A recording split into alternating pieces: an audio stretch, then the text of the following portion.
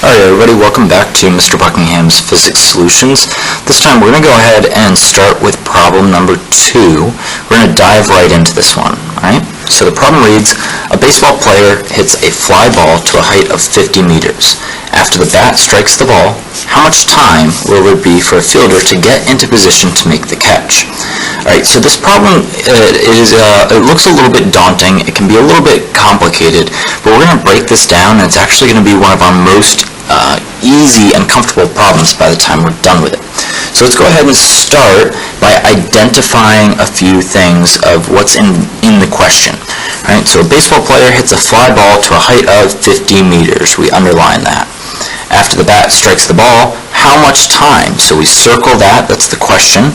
Will there be for a fielder to get into position to make the catch? Alright, so to actually think about this one, we're going to start by writing down our givens and then drawing ourselves a little picture here.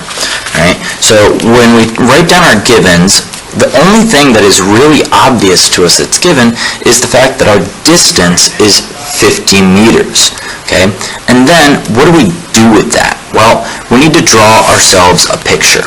So right here, I've drawn a little picture. I'm going to pull down the paper here. And let's take a look at this picture and consider a couple things. Number one, we need to consider that we're using x as the height of the ball. That is, how high it is from the ground. Alright? Number two, think about the path that this ball follows. It's going to go up, up, up, up, up, up, up in the air, and then at a height of 50 meters, it just touches that ceiling and then turns around and comes back down to earth. During that time, we can actually split this into two parts.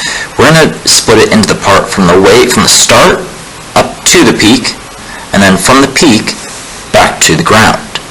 The thing that we need to remember any time that we're dealing with something that falls, okay, that is, it's free falling, our acceleration is always the same, and it's always pointed at the ground. That is, g equal to 9.8 meters per second squared. Right?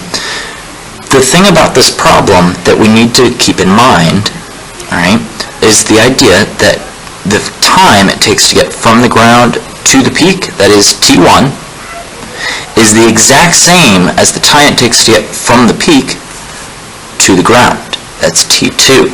Again, that's the same amount of time to go from the ground up to the peak and from the peak back down to the ground. That's T1 and T2, and these two are actually equal to each other. And it's pretty important that we note that they're equal to each other. That helps us out with a few things. Later on, the other thing that we need to point out is that right at the peak, at the point the ball turns around and comes back down to earth, its velocity at that point is 0. That is, it went up, it turned around, and now it's coming back down the other way. Okay? And so we can say the initial velocity is 0. What we're going to be doing is finding t2.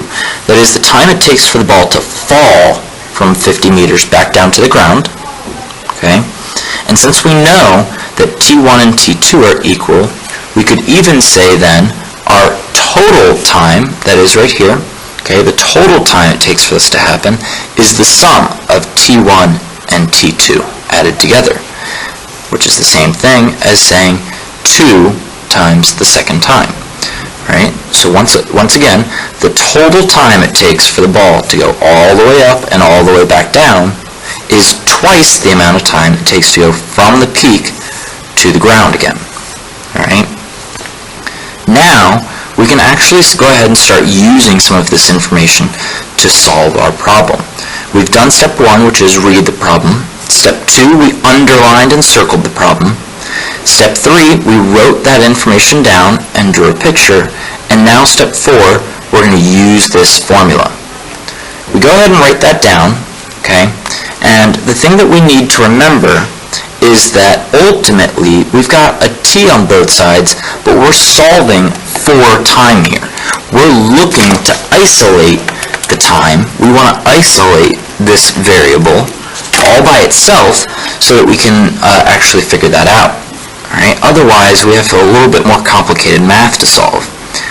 If we remember, however, that we're only doing half of the problem, that is, from the peak to the ground, our initial velocity here is 0. So this part of our equation is actually going to drop out once we plug in some numbers. So I'm going to start plugging in a few numbers, and the only number I plugged in is our 0 initial velocity. All right? That leaves us at the end with an equation that says the change in x is equal to 1/2 at squared. Okay? Now, what we need to do is actually move this around. We're going to multiply both sides by 2 to get rid of the 1/2. Okay, so we multiplied both sides by 2. And we're left with 2 delta x, okay, 2 times the change in x, is equal to acceleration times time squared. Now, we need to move this acceleration over, so we're going to divide by a. Divide both sides by a. What we're left over with is 2 delta x over a is equal to t squared. We want to get rid of this squared, so we're going to take the square root of both sides now. That gets us a final equation that looks just like this, where we have 2 delta x over a, we're going to take the square root of that, is equal to t2. So now all we need to do is actually plug in those values. I'm going to plug in here 2 times delta x. Remember, our delta x is the change in distance. Since we're going from 50 to 0, that's going to be a change of 50 meters. Below that, we have an acceleration of 9.8 meters per second squared. Now, some of you might be wondering, why is our 50 not negative? Well, it could be. If we count 50 as negative, this 9.8 also has to be negative, because we're measuring 50 down, right? And that's also the direction of acceleration. So we need to make sure that we have these things agreeing, okay? We also cannot take the square root of a negative number. So it's important that if this top number is negative, so is the bottom one. All right? So now I'm going to do 2 times 50, that's 100. And so we have the square root of 100 over 9.8 gets us 3.19 seconds. Alright, might be very easy for us to say, hooray, we're done! Except we're not. This is only T2. Remember, this is just the second half is what we solved for, from the peak down to the ground. And so what we need to look at is the rest of this. We're going to go ahead and double T2, that is to say the total time is 2 times T2. Okay, 2 times 3.19 seconds gets us our total time of 6.38 seconds.